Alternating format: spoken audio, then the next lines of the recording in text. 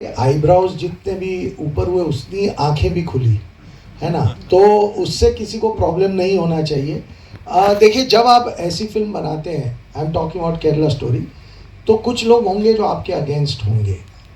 Coming to governor, it's a very very rich emotional film. एक चीज़ हमें समझनी चाहिए कि जब हम, फॉर एग्जाम्पल, अगर हम एक वॉरियर के ऊपर फिल्म बना रहे हैं, तो हम ये तो नहीं दिखाते कि पूरी फौज ने क्या किया।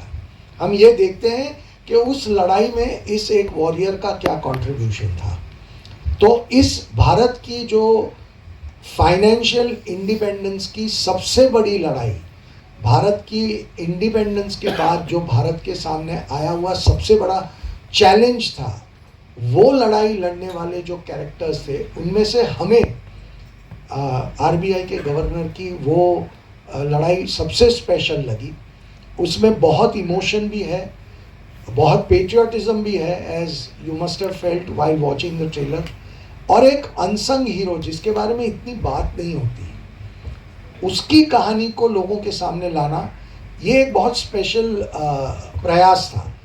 अब किसी को अगर गलती निकालनी है तो देखिए, शोले में भी लोगों ने गलतियां निकाली, तो फिर ठीक है, वो एक ऐसा माहौल होता है, उसको छोड़ देना चाहिए। उनको इस फिल्म में नकारा नहीं है।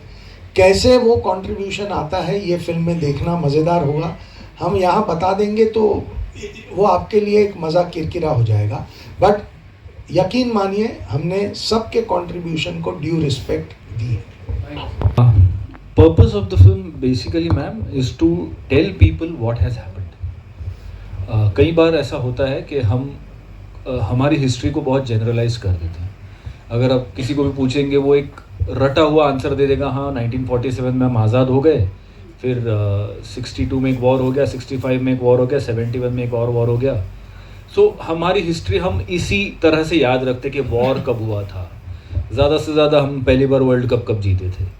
सो ये कुछ चीज़ें हमें याद रह जाती हैं। But according to me and according to even Vipul sir's conviction, whatever we have spoken, the crisis or the point in history that we are talking about, these 6 months from December 1990 to 1991 and a few months here and there, they have been a major turning point in our history. Without any war, without any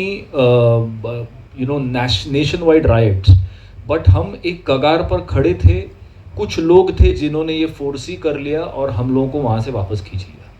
हमें शायद वो कुछ headlines याद होंगी कि हमने तब देखा था कि अच्छा डॉलर के मुकाबले पैसा गिर गया या ये वो, बट उसकी ग्रेविटी जो है वो बहुत लोग तब भी समझ नहीं पाए थे और अब शायद किसी को याद भी नहीं होगा। We are just trying to get the focus of everybody back to that, because India is a nation which is not made by wars, India is a nation which is not made by politicians alone, India is a nation which is made by people. Adah का character जो कहता है line, I completely believe that India is not about politicians and bureaucrats. It is about the people of India who have decided to educate themselves, who have decided, मतलब हमारा एक देश है जहाँ पे लोग कर्जे निकाल के अपने बच्चों को पढ़ाना ज़्यादा ज़रूरी समझते हैं। ये सारी चीज़ों का फोकस इस फिल्म में आपको दिखेगा। ये फिल्म सिर्फ एक ब्यूरोक्रेट के बारे में नहीं है, हर उस इंडियन के बारे में है जो उस दौर से गुजरा भी है और आज 35 साल बाद दोबारा हम वो दौर देख भी रहे हैं। But still as a nation हमारा डीएनए हिला नहीं है, हम वहीं पे हैं और हम उसी तरह से सफ़र भी कर रहे हैं। इसीलिए आज दुनिया में हर जगह बम गिर रहे हैं, वॉर हो रहा है और हम अभी भी आईपीएल देख रहे हैं। ये शायद इसी का नतीजा है।